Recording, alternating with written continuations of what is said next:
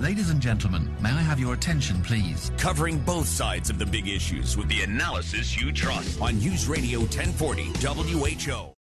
Need to know what Jeff Angelo is the program. A Seattle city official has banned city workers from displaying Christmas or Hanukkah decorations while on Zoom calls to avoid offending colleagues with different beliefs. So if you're in your house and you're on a Zoom call and somebody spots a menorah in the background, no! Is that the right way to go about building race relations? Let's talk it over with Rob Crain, who, along with a Reverend Richie Butler, has launched a national initiative called Together We Can, which actually offers corporations, people, and groups the tools to take action against discrimination. Rob on my Newsmaker line. Hey, Rob, welcome to Iowa Radio. Good morning.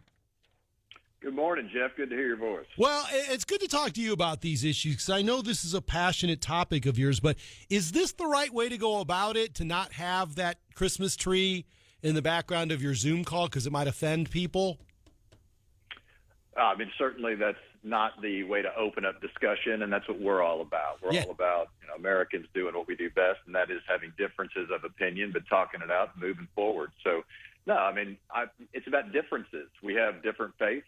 First Amendment of the United States Constitution speaks to religion, and everybody free to have faith as they please. And so having a background piece or something is a conversation starter that, if we bring that attitude of curiosity to it, that's what we love to see, is people wanting to know more, learn more about each other, and growing closer together that way. So I'd prefer a different policy, that's for sure.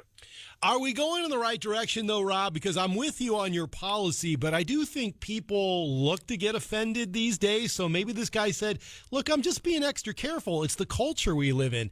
Is it the culture we live in? Can we turn it around?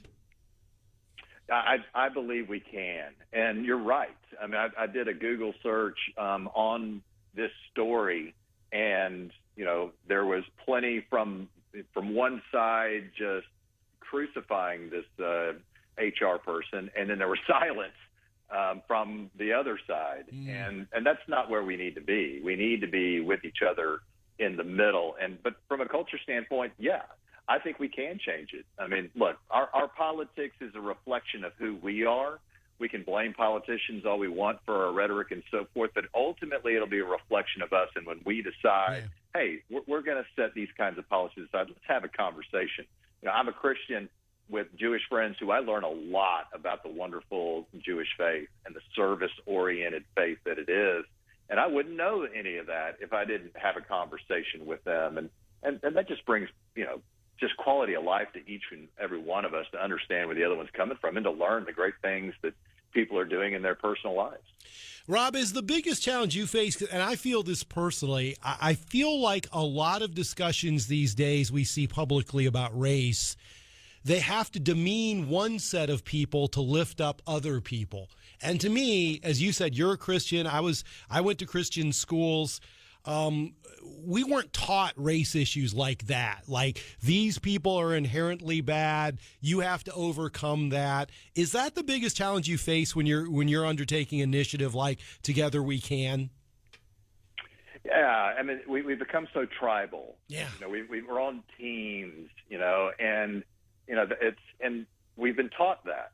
My 6-year-old son, best friend, is a different skin color than he is. And he doesn't ask one question about it. He doesn't have one thought about it. We're all taught that as we go through life. And look, it's not just America. It's all over the world. It's human nature, and it's an inherent fear that we have when things are different, and that's been from the beginning of time. But we've also evolved and matured, and in particular in this country, where we've come through so much when it comes to race, and there's so much to be applauded, that I think there's still that level of discomfort of just having the conversation, which would actually lead us to a lot of positive things about how much we have actually overcome an inherent innate fear that comes from differences. If we got on those conversations, we would be able to applaud our progress together, and we'll get there. We're just going to keep having conversations, and people like you are going to be bringing up great topics to discuss, and we're going to get there. We are going to get there. I agree with that. That is a good, optimistic note as we head toward the next year. That is Rob Crain, who together with Reverend Richie Butler has started the initiative Together We Can. Rob, thanks for weighing in on this important topic.